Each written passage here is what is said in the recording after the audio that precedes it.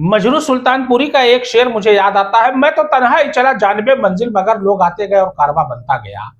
पश्चिम Bengal election 2026 अपने अंतिम दौर में चलता हुआ तमाम रैलियां हो रही है। एक तरफ है बीजेपी तो दूसरी तरफ है ममता बनर्जी। ममता बनर्जी जो कि तृणमूल कांग्रेस की अध्यक्ष हैं और लगातार 3 बार से वो पश्चिम बंगाल की कमान संभाले हुए हैं और पश्चिम बंगाल से उन्हें हटाना ऐसा प्रतीत होता है कि बहुत मुश्किल है, क्योंकि हर घर में वो लोगों के दिलों पर राज करती हैं और दीदी के नाम से पूरे पश्चिम बंगाल में मशहूर है। एक समय था मार्क्सवादी कम्युनिस्ट पार्टी पूरी तरीके से पश्चिम बंगाल में छाई हुई थी और ऐसा लग रहा था कि पश्चिम बंगाल से मार्क्सवादी कम्युनिस्ट पार्टी को हटाना बहुत मुश्किल है, लेकिन ममता बनर्जी ने पश्चिम बंगाल की जड़ों को खोखला करते हुए और उनको गिराते हुए नतमस्तक करते हुए 2011 के विधानसभा चुनाव में बम्पर वोट से जीतती हैं और पूर्ण बहुमत के साथ अपनी सरकार बनाती है और उसके बाद उन्होंने कभी पीछे मुड़कर नहीं देखा। ममता बनर्जी के बारे में मैं आपको बता दूं, सबसे यंगेस्ट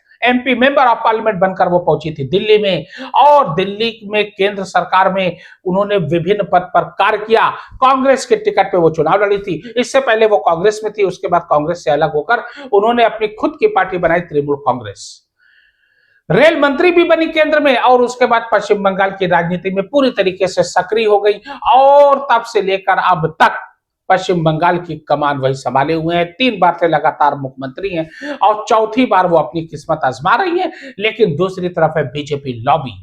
बीजेपी समय समय पर पश्चिम बंगाल में चुनावी रैलियां करती रही है, समय समय पर रोड शो होता रहा है ताकि ममता बनर्जी को उनके पद से हटाया जाए, ममता बनर्जी की पार्टी को पूरी तरीके से खत्म किया जाए। लेकिन ममता बनर्जी राजनीति की पुरानी पंडित मानी जाती हैं। उन्होंने अपना एक छत्र साम्राज्य बना लिया और पश्चिम बंगाल के में लोगों के दिलों पर छा गई। लेकिन बीजेपी पूरी तरीके से कमर कस चुकी है। बीजेपी में अमित अनिल चंद्र शाह, नरेंद्र दामोदर दास मोदी, राजनाथ सिंह, जेपी नड्डा, योगी आदित्यनाथ, धर्मेंद्र प्रधान, ये सब लोग इस समय रोड पर उतर चुके हैं। वहां की गलियों में, वहां की सड़कों पर इस समय पूरा बीजेपी का लॉबी पूरी वहां पर उतर चुकी है। लेकिन ममता बनर्जी तो ममता बनर्जी हैं। ममता बनर्जी ने इससे पहले जब 2021 का विधानसभा चुनाव हुआ था तो ऐसा लग रहा था ममता बनर्जी हार जाएंगी, लेकिन व्हील चेयर पर बैठती हैं। व्हील चेयर पर बैठने के बाद पूरा चुनाव प्रचार वो व्हील चेयर पर बैठकर करती हैं और पूरे चुनाव प्रचार की जिम्मेदारी अपने ऊपर ले लेती हैं और उसके बाद बम्पर बहुमत के साथ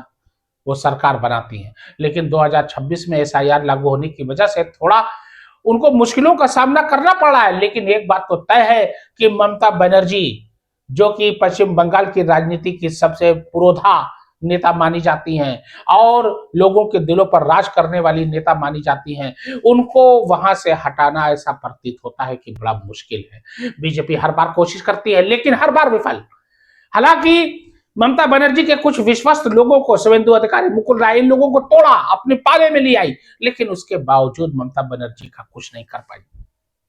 ममता बनर्जी उसके बावजूद जीत जाती हैं। लेकिन इस बार बीजेपी पहले से ज्यादा मुखर है और ममता बनर्जी को खुली चुनौती दे रही है। लेकिन ममता बनर्जी इन सब का सामना कैसे करती हैं, ये तो भविष्य के गर्भ में आने वाले 4 मई को यह तय हो जाएगा कि पश्चिम बंगाल का अगला मुख्यमंत्री कौन।